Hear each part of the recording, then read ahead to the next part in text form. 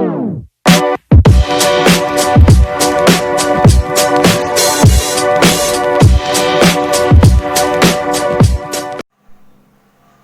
Afternoon friends, कैसे हैं आप?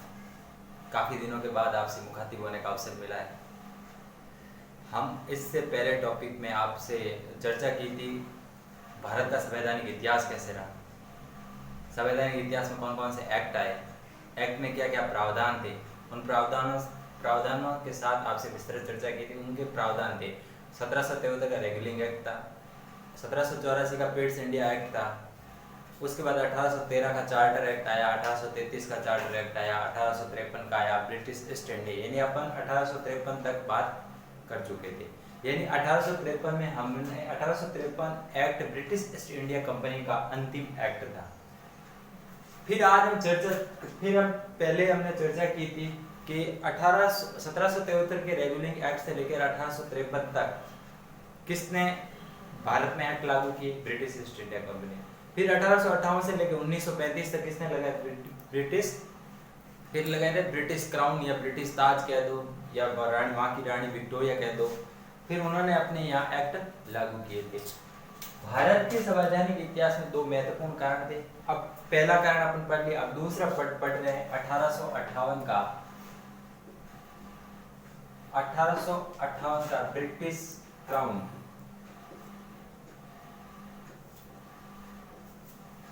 ब्रिटिश क्राउन बोल दो, ताज बोल दो, इसका शासन,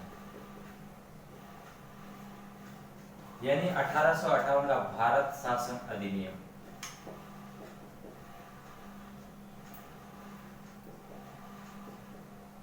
भारत शासन अधिनियम यानी 1858 का जो ब्रिटिश क्राउन ने अपने अंडर में लेके भारत में किन किन गतिविधियों को संचालित किया। फिर 1818 का चार्टर एक्ट लेके आए, 1858 का भारत शासन अधिनियम। अब ये लागू कौन कर रही है? सीधी वहां की देखो, 1853 में लगभग ब्रिटिश ईस्ट इंडिया कंपनी का क्या कर दिया गया था? समाप्त कर दिया गया था, लगभग पूर्ण समाप्त कर दिया गया था। लेकिन उन्होंने घोषणा की आगे हम जो भी कानून होंगे यानी ब्रिटिश क्राउन बनाएगा, और इस ब्रिटिश क्राउन ने अपना यहाँ पे अधिनियम बना दिया था, और इस अधिनियम को यहाँ उन्होंने लागू कर रही है।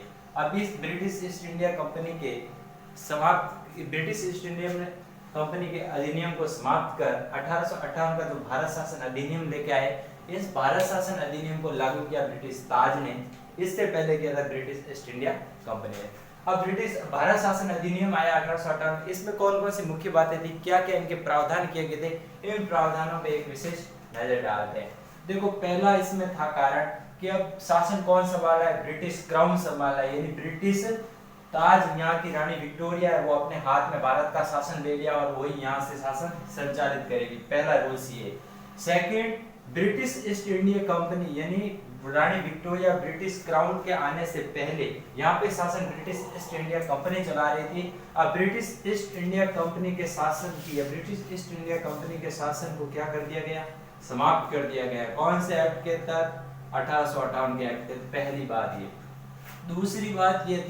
दूसरी बात जो भारत में पहले 1833 का एक्ट आया था, उस एक्ट में क्या क्या बंगाल के गवर्नर को क्या बना दिया गया था? बंगाल का जो भी गवर्नर था उसको बना दिया गया था भारत का गवर्नर जनरल। भारत का गवर्नर जनरल बना दिया गया था। ये कौन से? 1833 के चार्टर एक्ट में था। लेकिन फिर 1858 का जो भारत शासन अधिनियम आया, उस अधिनियम में क्या इस भारत के गवर्नर जनरल पद को क्या कर दिया गया था? समाप्त कर दिया गया था। फिर इस पद को समाप्त कर दिया गया था। नया पद कौन सा आया? नया पद आया था भारत का वायसराय। भारत का वायसराय। अब एक पद नया सृजित किया 1858 के एक्ट में तहत, भारत का वायसराय।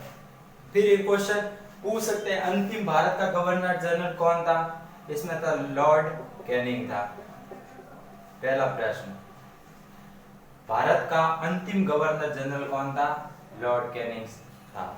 फिर क्वेश्चन वापस पूछ सकते हैं, भारत का प्रथम वायसराय कौन था? तो लॉर्ड कैनिंग था। यानी जो भारत का अंतिम गवर्नर जनरल था वही भारत का प्रथम वायसराय था, लॉर्ड कैनिंग। यानी 1858 के एक्ट में भारत शासन जो अधिनियम था उसमें भारत का वायसराय पद नामक एक नया पद सृजित किया गया था। फिर ये बात नोट डाल के कहीं लिख लेना या कहीं इसको याद रख लेना कि 1857 में जो भारत में क्रांति फैली थी, इस क्रांति के समय भारत में जो वायसराय कौन था, जो भारत का गवर्नर था वो था लॉर्ड कैनिंग। यानी क्वेश्चन पूछ सकते हैं कभी, यानी भारत में 1857 की क्रांति के दौरान भारत का गवर्नर जनरल कौन था, तो वो था लॉर्ड कैनिंग। फिर एक बात ये, फिर उसके बाद भारत का गवर्नर जनरल बना दिया गया था। उसके बाद देखो तीसरी बात इसमें ये याद रखनी है, तीसरी बात कि जो भारत परिषद थी, जो भारत परिषद का निर्माण किया गया था, जिसमें भारत परिषद में कुल कितने सदस्य थे, 15 सदस्य थे। 15 सदस्य जो भारत परिषद बनाई गई थी, अब इसमें एक नया पद सृजित किया गया था, एक नए पद का सृजन किया गया था। अब वो नए पद का क्या था, भारत सचिव। 1858 एक्ट के दौरान एक भारत परिषद हुआ करती थी जो 15 सदस्य हुआ करती थी। उन 15 सदस्यों में एक नए पद का सृजन किया गया था, वो नया पद था भारत सचिव। अब देखो फिर दो कारण हो सकते हैं, तो भारत में वायसराय और भारत सचिव में क्या डिफरेंट है। अब देखो डिफरेंट, भारत परिषद है, ये तो भारत सचिव होता था वो बैठता था लंदन में, और जबकि वायसराय होता था वो बैठता था भारत में। वायसराय कहाँ बैठता था, भारत में, जबकि भारत सचिव कहाँ बैठता था, लंदन में। यानी भारत सचिव पद का सृजन 1858 एक्ट में किया गया था। पहली बात ये पूछ ले, भारत के प्रथम भारत सचिव कौन थे, Lord Stanley hall. Lord Stanley hall Bharat के प्रथम भारत सचिव थे। यानी 1858 के चार्टर एक्ट के दौरान भारत सचिव जैसे एक पद का नया सृजन किया गया था। इस पद नए सृजित किया गया था, जो भारत सचिव लंदन में बैठता था और वायसराय भारत में बैठता था। पूछ ले, भारत के प्रथम भारत सचिव कौन थे, लॉर्ड स्टैनले हॉल थे। ये 3-4 बातें इसमें याद रखनी थी। अब देखो जो 1858 का जो एक्ट बना था, ये एक्ट बना था लंदन में, ठीक है। फिर ये लंदन में जो बन के आया था रानी विक्टोरिया के दरबार में, तो फिर इसको भारत में कहाँ पटा गया। क्वेश्चन बन चुका है, कई बार क्वेश्चन एग्जाम में आ चुका है। एग्जाम में क्वेश्चन आया कि जो 1858 का भारत शासन अधिनियम बना उसको कहाँ पढ़ा, किसने पढ़ा। यानी ये सबसे पहले पढ़ा गया था इलाहाबाद दरबार में। इलाहाबाद दरबार में पहला क्वेश्चन ये, कहाँ पढ़ा गया था, इलाहाबाद दरबार। किसने पढ़ा, लॉर्ड कैनिंग ने पढ़ा। लॉर्ड कैनिंग एक दरबार लगा हुआ था इलाहाबाद में। इलाहाबाद दरबार में जो रानी विक्टोरिया का लेटर आया भारत शासन अधिनियम 1860, ये पढ़ कर सुना रहा है, लॉर्ड कैनिंग सुना रहा है और सुना रहा है इलाहाबाद के दरबार में। ये नहीं अपने चर्चा की थी 1858 के भारत शासन अधिनियम में एक ब्रिटिश ईस्ट इंडिया कंपनी को पूर्ण तरह से समाप्त कर दिया गया था। दूसरी बात, भारत के जो गवर्नर जनरल हुआ करते थे उसको उसका नया पद सृजित किया गया था, भारत का वायसराय। तीसरी बात की भारत परिषद हुआ करती थी 15 सदस्य, इसमें नए पद का सृजन किया गया था, वो था भारत सचिव। और भारत के पहले भारत सचिव थे लॉर्ड स्टैनले हॉल। जो भारत सचिव हुआ करते थे वो लंदन में बैठते थे, जबकि भारत के जो भी वायसराय हुआ करते थे जो इंडिया में बैठते थे। ये फिर पूछ ले, क्वेश्चन आ चुका है बार बार कि 1858 का जो भारत शासन अधिनियम था इसको कहाँ पढ़ के सुनाया गया, इलाहाबाद दरबार में पढ़ा। किसने पढ़ा, लॉर्ड कैनिंग ने पढ़ा। ये 5 बातें इसमें इंपॉर्टेंट याद रखनी है आपको। फिर आता है 1909 का मार्ले मिंटो सुधार अधिनियम। यानी अब लगभग सुधार चालू हो जाते हैं यहाँ पे, और 1909 का अधिनियम आता है। 1909 का अधिनियम बोल दो इसको, या 1909 मार्ले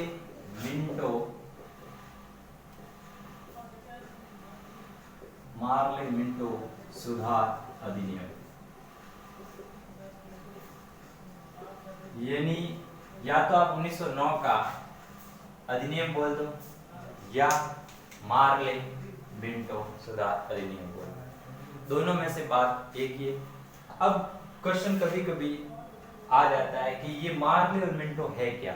आपके दिमाग में क्वेश्चन उठ रहा होगा, मार्ले क्या है, मिंटो क्या है। देखते हैं हम थोड़ी इसमें चर्चा करते हैं। मार्लो क्या है? उस समय मार्लो थे भारत सचिव। उस समय मार्लो थे भारत सचिव और मिंटो थे उस समय भारत के वायसराय। भारत के वायसराय। भारत सचिव यानी मार्ले मिंटो सुधार अधिनियम जो था, इसका नाम इसलिए पड़ा, मार्ले उस समय थे भारत के सचिव थे, मिंटो उस समय थे भारत के वायसराय। तो इस अधिनियम को अधिनियम न कहकर इसको क्या कह दिया गया? मार्ले मिंटो सुधार अधिनियम। अब 1909 में भारत में एकदम आमूलचूल परिवर्तन हो गए। उन्होंने सांप्रदायिक प्रणाली का निर्वाचन कर दिया, सांप्रदायिक निर्वाचन प्रणाली का उद्गम कर दिया। भारत में पूरी तरह से अफरा तफरी मच गई। सब लोग चिंतित थे, भारत के क्रांतिकारी चिंतित थे, भारत के सुधारक चिंतित थे, भारत को आजाद कराने वाले चिंतित थे। अब करे तो करे क्या? यहाँ पे एक अलग अलग पद से यानी अलग निर्वाचन प्रणाली का उद्भव हो रहा है, और एक अलग निर्वाचन प्रणाली का उद्भव होता है तो लोगों ने पहले ही सोच लिया भारत किसकी ओर अग्रसर है? विनाश की ओर अग्रसर है। तो क्या हुआ 1919 के एक्ट में? हम ये थोड़ी बहुत चर्चा करते हैं। यानी 1919 का एक्ट मार्ले मिंटो सुधार अधिनियम। अब इसमें हुआ सांप्रदायिक निर्वाचन प्रणाली। सबसे इंपॉर्टेंट है लाइफ में, सांप्रदायिक निर्वाचन प्रणाली है क्या?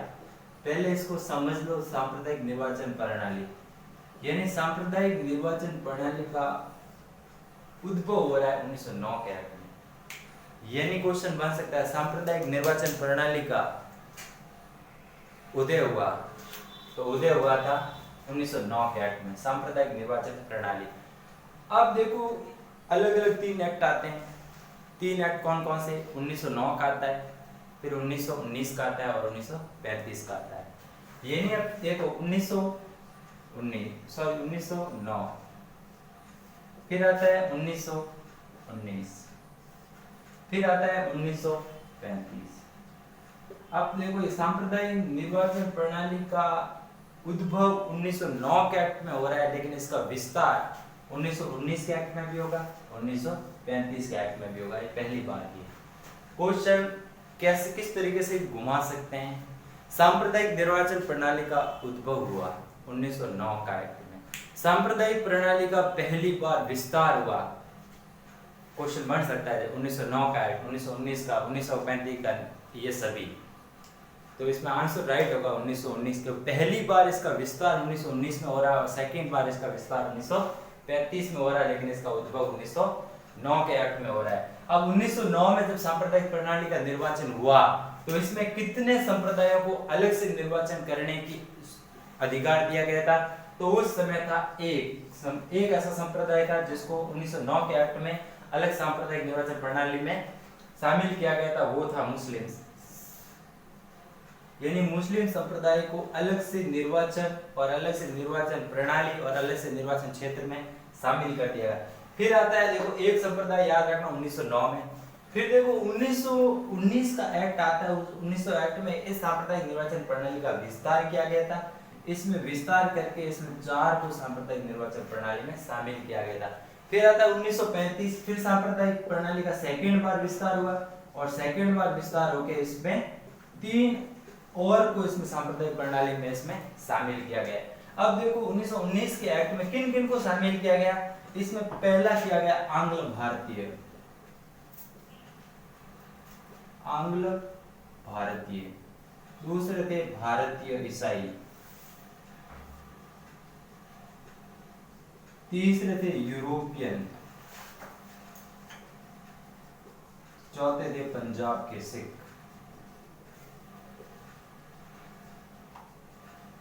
पंजाब के सिख।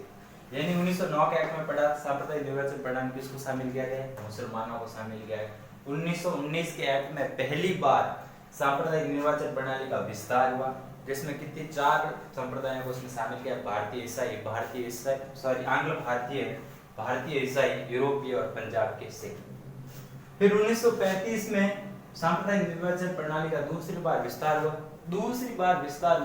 1935 में 3 अलग सांप्रदायिक निर्वाचन प्रणाली में 3 अलग से लोगों को शामिल किया गया। कौन कौन से थे? फर्स्ट महिलाएं, दूसरे दलित, तीसरे मजदूर। स्क्रीनशॉट ले लीजिए अपने फोन में। 1909 के एक्ट में मुस्लिमों को अलग से निर्वाचन प्रणाली में शामिल किया गया। 1919 के एक्ट में पहली बार इसका विस्तार हुआ, जिसमें चारों को अलग निर्वाचन प्रणाली में डाला गया।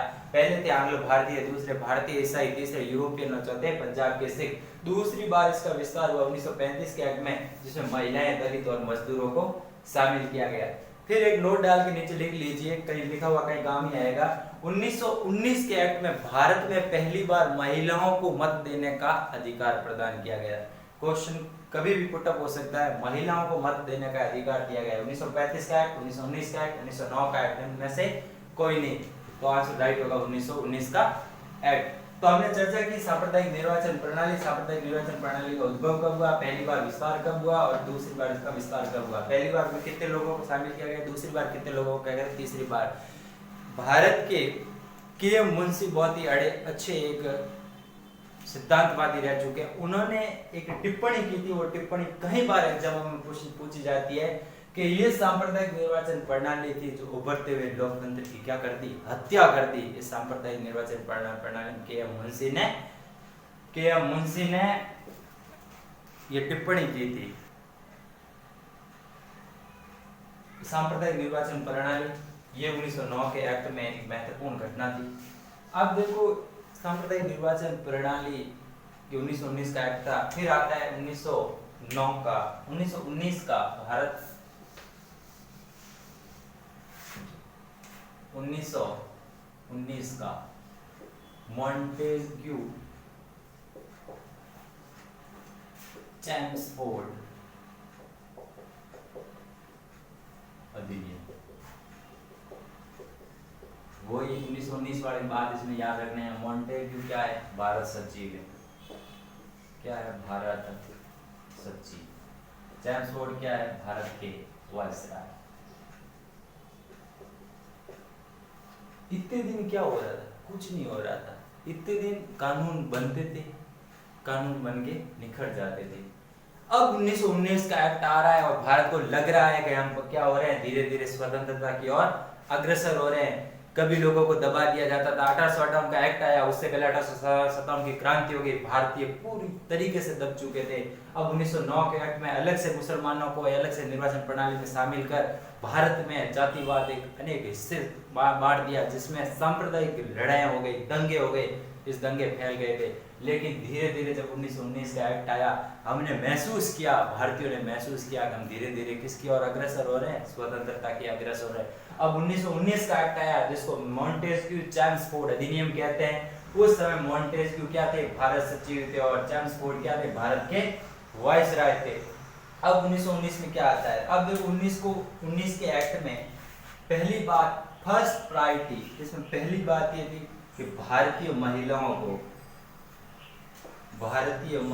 को मत देने का अधिकार दिया गया। भारतीय महिलाओं को मत देने का अधिकार, यानी भारत में पहली बार महिलाओं को मत देने के अधिकार, इनको पावर देने की पावर जो कहाँ मिली, 1919 के एक्ट में मिली। यानी भारतीय महिलाओं को मत देने का अधिकार दिया गया था। अब देखो दो चीज होती है, एक होता है केंद्र में दोहरा शासन और एक होता है प्रांतों में दोहरा शासन। दोनों में फर्क होता है। अब देखो 1919 का एक्ट आता है जिसमें प्रांतों में दोहरा शासन लागू हुआ। प्रांतों में दोहरा शासन, दोनों बातें आपको याद रखनी है। क्या दोनों बातें, प्रांतों में दोहरा शासन कब लागू हुआ, 1919 के एक्ट में। रट के रख लीजिए, कहीं कभी न कभी क्वेश्चन जरूर बनेगा। प्रांतों में दोहरा शासन और केंद्र में दोहरा शासन। फिर आप कंफ्यूज हो गए कि केंद्र में कब लागू हुआ और प्रांतों में कब लागू हुआ। ये नोट लगा के लीजिए, यानी इसको इंपॉर्टेंट कीजिए कि प्रांतों में दोहरा शासन तो लागू हुआ 1919 के एक्ट में, जबकि 1935 के एक्ट में हुआ जो केंद्र में दोहरा शासन। केंद्र में दोहरा शासन लागू हुआ कब, 1935 के एक्ट में। 1919 के एक्ट में क्या हुआ, प्रांतों में दोहरा शासन लागू हुआ। अब प्रांतों में दोहरा शासन लागू होने के क्या काम थे, एक तो हुआ करते थे वायसराय और एक हुआ करते गवर्नर। यानी एक तो हुआ करते थे भारत के गवर्नर और एक होता है कि भारत के गवर्नर जनरल। गवर्नर जनरल होते जो ऊपर हुआ करते थे, गवर्नर प्रांतों में हुआ करते थे। तो प्रांतों में दोहरा शासन, इस दोहरे को समझने का कारण यही है कि अब गवर्नर के पास जो भी काम आए, उस गवर्नर ने अपने कामों को क्या कर दिया, दो भागों में डिवाइड कर दिया, यानी दो भागों में बांट दिया। यानी एक तो अपने पास रखे, एक तो स्वयं के पास रखे, एक दूसरों को दे दिए, यानी अलग से दूसरों को दे दीजिए, ये काम आप देंगे। जो स्वयं के पास रखे उनको तो कहा गया आरक्षित कार्य, जो दूसरों को दिए उनको क्या कहा गया, हस्तांतरित कार्य। यही होता है प्रांतों में दोहरा शासन, यानी प्रांत किसी एक गवर्नर के हिस्से में आए हुआ करते थे, फिर गवर्नर जनरल ने इनको कार्य दिए, इन्होंने क्या कर दिया, कार्यों को दो भागों में बांट दिया, दो भागों खुद के पास रखे वो तो कहलाए आरक्षित कार्य, दूसरों को दे दिए वो कहलाए हस्तांतरित कार्य, और इसी को कहा जाता है प्रांतों में दोहरा शासन। फिर इस एक्ट में क्या किया हुआ, प्रांतों में दोहरा शासन। फिर आपने अभी एक पढ़ लिया कि सांप्रदायिक निर्वाचन प्रणाली का विस्तार पहली बार कब हुआ, 1919 के एक्ट में हुआ। कितने जातियों को अलग से सांप्रदायिक निर्वाचन प्रणाली में डाला, 4। कौन कौन से, आंग्ल भारतीय, भारतीय ईसाई, यूरोपीय और पंजाब के सिख, चारों को निर्वाचन प्रणाली में डाला गया। फिर इसी एक्ट के तहत केंद्रीय लोक सेवा आयोग, यानी इसी एक्ट के तहत केंद्रीय लोक सेवा आयोग का गठन हुआ, केंद्रीय लोक सेवा आयोग का गठन हुआ। कौन से एक्ट के तहत, 1919 का एक्ट आता है, 1919 के एक्ट के दौरान केंद्रीय लोक सेवा आयोग का गठन किया जाता है। फिर इसमें कुछ सुधार होते हैं, इसमें इसकी स्थापना 1 अक्टूबर 1923 को होती है। फिर इसमें कुछ एक सुधार आयोग आता है, ली आयोग की अनुशंसा पर इसमें कुछ सुधार किया गया था। फिर सुधार करके वर्तमान का जो संघ लोक सेवा आयोग है तो इसी की देन है। ये था 1919 का एक्ट। फिर देखो इस 1919 का एक्ट में एक प्रावधान किया गया था कि 1919 एक्ट हम यहाँ से एक सूचना बनकर भारत में प्रकाशित कर रहे हैं या यहाँ से एक अधिनियम बना रहे हैं। इस अधिनियम को बनाकर हम भारत में भेज रहे हैं, भारत में अपनी व्यवस्थाओं को लागू करेंगे, भारत की व्यवस्था को लागू करेंगे तथा हम इसके जस्ट 10 साल बाद, यानी हम 10 साल बाद क्या करेंगे, यहाँ से एक आयोग गठित करेंगे और आयोग गठित करके भारत में भेजेंगे। भारत में भेजकर वहां पे देखेंगे कि वहां पे किस तरह से इन्होंने व्यवस्था बनाई है, किस तरीके से शासन किया है, क्या क्या इनके शासन में कमियां रही, क्या क्या इनके ज्यादा हाईलाइट रहे ताकि भारत में काफी चीजों में सुधार आ सके। फिर इन्हीं की 1919 के एक्ट यानी मॉन्टेस्क्यू चैम्सफोर्ड अधिनियम की जांच के लिए एक आयोग का गठन हुआ। कहाँ आयोग का गठन हो रहा है, लंदन में हो रहा है। आयोग के गठन का नाम क्या है, कमीशन आयोग। कमीशन आयोग बोल दो, श्वेत कमीशन बोल दो या व्हाइट कमीशन बोल दो,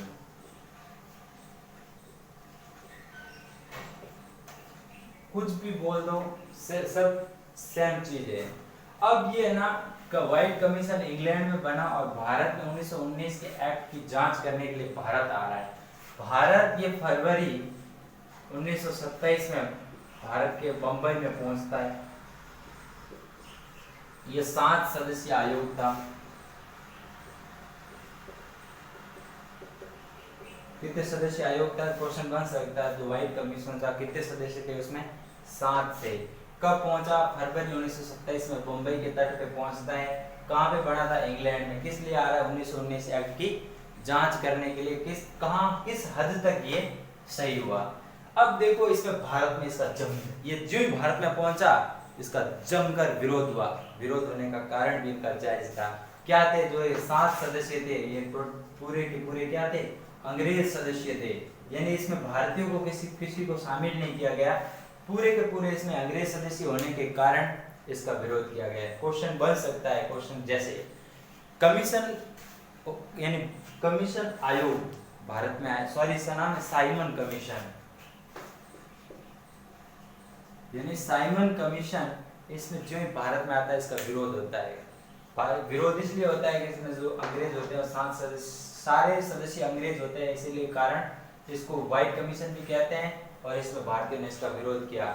फिर इसका विरोध किया फरवरी 1927 में बम्बई पहुंचा। अब इसका विरोध किया तो इसकी जांच कुछ नहीं हुई। ये भारत वापस इंग्लैंड चला गया, बोल दिया वहां पे कुछ नहीं हो रहा है। भारतीय सारे सदस्य इसका क्या कर रहे हैं, विरोध कर रहे हैं। फिर देखो ये तो 1919 का एक्ट खत्म हो जाता है। 1919 के एक्ट में हमने सारी जानकारी आपको प्रोवाइड करवाई। अब देखो इसमें आता है एक 1929 में एक अधिवेशन होता है कांग्रेस का, और वो बहुत ही बड़ा महत्वपूर्ण अधिवेशन होता है, और ये अधिवेशन होता है लाहौर में। वर्तमान में लाहौर कहाँ है, पाकिस्तान में। उस समय भारत में हुआ करता था। 1929 में कांग्रेस का एक अधिवेशन हुआ, लाहौर में हुआ। इसकी अध्यक्षता किसने की थी, पंडित जवाहरलाल नेहरू ने। इसकी अध्यक्षता पंडित नेहरू जी ने की थी। लाहौर में अधिवेशन हुआ था। इसमें दो बातें बड़ी खतरनाक रखी थी और उन्होंने इसमें प्राप्त करने को कहा, एक पूर्ण स्वराज, यानी हमें पूर्ण आजादी चाहिए, हम किसी के गुलाम रहना ही नहीं चाहते, हम गुलामी किसी की स्वीकार नहीं करता है, हम पूर्ण आजाद रहना चाहते हैं। दूसरा, ये 26 जनवरी को लगभग हुआ था, तो इसने को ट्राई किया था 26 जनवरी 1929 को भारत स्वतंत्रता दिवस मनाएगा। भारत क्या मनाएगा, स्वतंत्रता दिवस। ये नहीं 1929 के अधिवेशन में दो बातें महत्वपूर्ण रखी गई थी, एक हमें क्या चाहिए, पूर्ण स्वराज चाहिए। दूसरा, 26 जनवरी 1929 को क्या मनाया जाएगा, स्वतंत्रता दिवस मनाया जाएगा। और पहला स्वतंत्रता दिवस इंपोर्टेंट कर लेना, भारत ने पहला स्वतंत्रता दिवस कब मनाया था, 26 जनवरी 1930। 26 जनवरी 1930, यानी 1929 में कांग्रेस का एक अधिवेशन हुआ, लाहौर में हुआ, अध्यक्षता पंडित नेहरू ने की थी। इसमें दो बातें महत्वपूर्ण रखी गई थी, एक बात है पूर्ण स्वराज, दूसरा 26 जनवरी 1929 से भारत प्रति वर्ष क्या मनाएगा, स्वतंत्रता दिवस मनाएगा। पहला स्वतंत्रता दिवस 26 जनवरी 1930 को मनाया गया था। इसके बाद इंग्लैंड में क्या होने शुरू हो गए, गोलमेज सम्मेलन शुरू हो गए थे। गोलमेज सम्मेलन प्रारंभ हो गए थे कहाँ, इंग्लैंड में। अब देखो इसमें दो ही क्वेश्चन इंपोर्टेंट है, एक तो तीनों गोलमेज सम्मेलन में हिस्सा कौन लिया था, यानी 3 गोलमेज सम्मेलन हुए थे और तीनों में अपना हिस्सा किसने लिया था, डॉक्टर बाबा साहब अम्बेडकर। डॉक्टर अम्बेडकर ने। फिर आता गांधी जी ने कौन से सम्मेलन में हिस्सा लिया था, तो दूसरा गोलमेज सम्मेलन था, उसमें गांधी जी कांग्रेस की तरफ से हिस्सा लेने के लिए इंग्लैंड गए थे। 3 गोलमेज सम्मेलन हुए थे 1930-31, 3 गोलमेज सम्मेलन, तीनों में हिस्सा लिया था डॉक्टर अम्बेडकर ने। गांधी जी ने दूसरे में हिस्सा लिया कांग्रेस के प्रतिनिधि के तौर पे।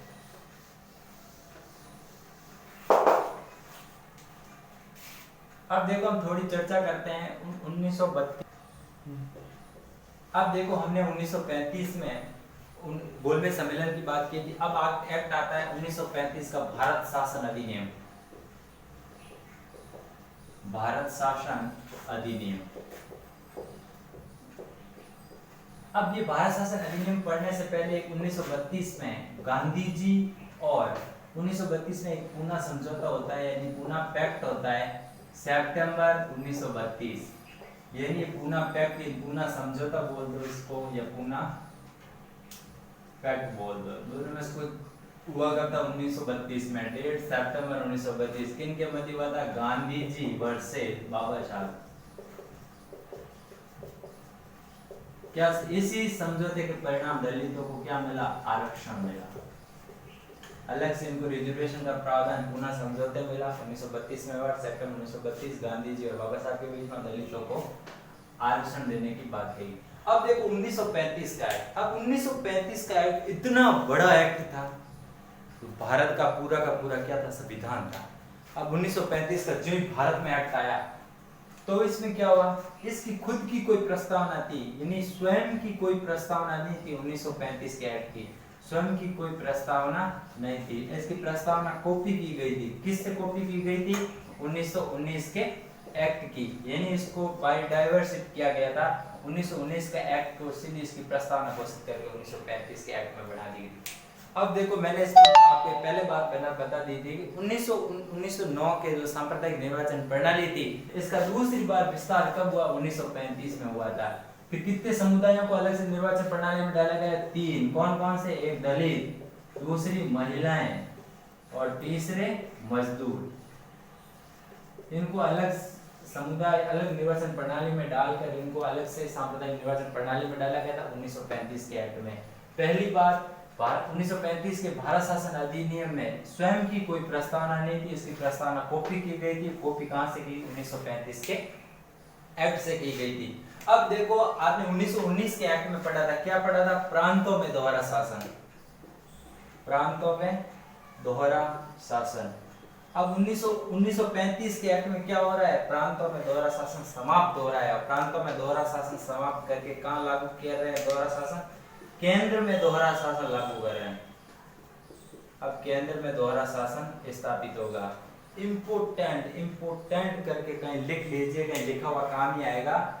1919 के एक्ट में प्रांतों में दोहरा शासन लागू हुआ, जबकि 1935 में केंद्र में दोहरा शासन लागू हुआ। फिर 1935 में प्रांतों में दोहरा शासन को समाप्त कर दिया गया। कभी न कभी क्वेश्चन कथन और कारण में बनेगा कि प्रांतों में दोहरा शासन 1919 के एक्ट में लागू हुआ, जबकि 1935 में केंद्र में दोहरा शासन लागू हुआ। कारण पूछेगा कि केंद्र में दोहरा शासन 1935 के एक्ट में लागू नहीं हुआ। फिर इसका कारण देगा, प्रांत जो भी प्रांतों में दोहरा शासन था 1935 में समाप्त कर दिया गया। कथन सही है, कारण सही है, कथन गलत, कारण गलत, कारण सही, कथन गलत। इस कुल मिला के झेला झमेला करके आपको क्वेश्चन पूछेगा, उसमें डरने की कोई बात नहीं है। 1919 के एक्ट में केंद्र में प्रांतों में दोहरा शासन, 1935 में केंद्र में दोहरा शासन। 1935 में केंद्र जो प्रांतों में दोहरा शासन था उसको समाप्त कर दिया गया, फिर इसको केंद्र में लागू कर दिया गया था। अब देखो 1935 के एक्ट में भारत में एक आरबीआई यानी भारतीय रिजर्व बैंक, यानी 1935 के एक्ट में आरबीआई भारतीय रिजर्व बैंक की क्या की जाती है? इसकी स्थापना की जाती है। कौन से एक्ट में? 1935 के एक्ट में आरबीआई की स्थापना 1935 के एक्ट के तहत हो जाती है। फिर दूसरी बात कि भारत में एक फेडरल कोर्ट, भारत में एक किसकी स्थापना की जाती है? फेडरल कोर्ट यानी संघीय न्यायालय। संघीय न्यायालय की स्थापना का प्रावधान 1935 के एक्ट में होता है, लेकिन स्थापना कब होती है? 1937 में होती है। स्थापना वर्ष याद रखना 1937। फेडरल कोर्ट संघीय न्यायालय की स्थापना 1937 में होती है। इसको संघीय न्यायालय क्यों कहा गया? फेडरल कोर्ट क्यों कहा गया? क्योंकि ये सुप्रीम नहीं था। क्या नहीं था? ये सुप्रीम नहीं था। तो सुप्रीम कहां था? प्रिवी काउंसिल, यानी ये लंदन में होती है प्रिवी काउंसिल। अगर आप सेटिस्फाइड नहीं हो तो आप अपनी रिपोर्ट प्रिवी काउंसिल में कर दो। जो फेडरल कोर्ट से हाई कोर्ट हुआ करता था उसको प्रिवी काउंसिल बोलते थे। 1935 के एक्ट में आरबीआई की स्थापना हो गई। 1935 फेडरल कोर्ट की स्थापना का प्रावधान किया गया था, यानी संघीय न्यायालय की स्थापना हो रही है 1937 में हो रही है। इसको संघीय न्यायालय क्यों कहा गया? क्योंकि ये इसके विरुद्ध अगर कोई भी हमें कार्रवाई करनी होती है तो उसमें इंग्लैंड में जो प्रिवी काउंसिल होता है उसमें अगर आपने रिपोर्ट कर सकते थे। ये थे 1935 के अधिनियम में कुछ टॉपिक्स। अब देखो 1935 के अधिनियम में भी यही कहा गया था। क्या कहा गया था? कि जब तक भारत का जो नया शासन नहीं आ जाता 1935 की गतिविधियां ही संचालित, लेकिन 1935 में जो जो कानून बनाए रखे हैं उन कानूनों के अकॉर्डिंग ही चलेगी। अब फिर देखो 1935 के बाद 1940 में क्या आता है? अगस्त प्रस्ताव आता है। फिर 1942 क्रिप्स प्रस्ताव, फिर 1947 में कैबिनेट 1937 हुआ था कैबिनेट मिशन।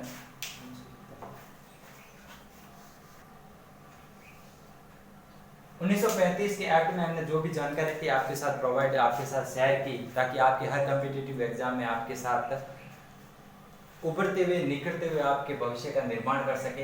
यानी 1935 के यानी हमने शुरू किया था 1858 के भारत शासन अधिनियम से लेकर 1909 का पार्लियामेंटो अधिनियम 1919 का मॉन्टेस्क्यू चेम्सफोर्ड अधिनियम और अंतिम बात की थी 1935 का भारत शासन अधिनियम। भारत में किस प्रकार से ब्रिटिश क्राउन अपना शासन संचालित कर रही थी 1935 के एक्ट के तहत, क्या क्या भारत में गतिविधियां रही, भारत के प्रति कैसे थे, भारत के प्रति उन्होंने क्या वफादारी निभाई, भारत के प्रति अपनी क्या गतिविधियां संचालित करके भारत को किस तरह से इन्होंने लूटा।